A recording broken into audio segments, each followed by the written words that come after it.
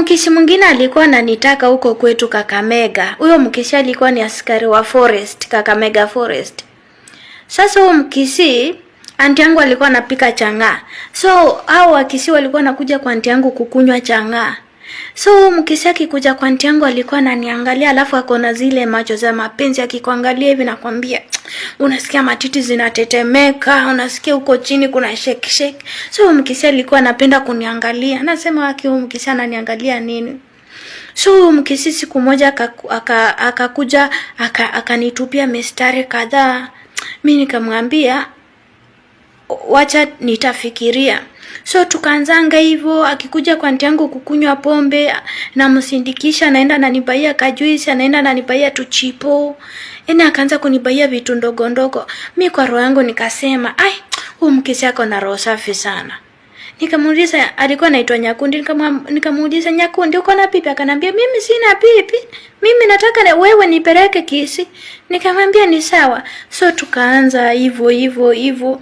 So mkisi siku moja akaniambia nataka tuende na wewe kwangu. Nikamwambia enda uuliza anti yangu. So akaenda akaambia anti yangu, anti, nataka leo niipo huyu msijana wako.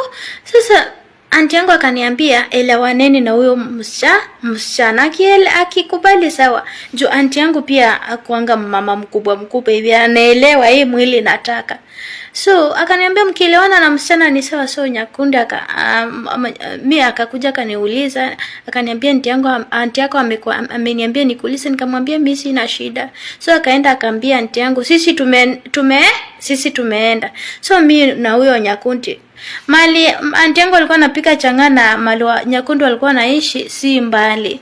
So tukaenda kwa nyumba ya Nyakundi, mzuri tu mashallah. Nikapata amepika hizo mboga za Kisii.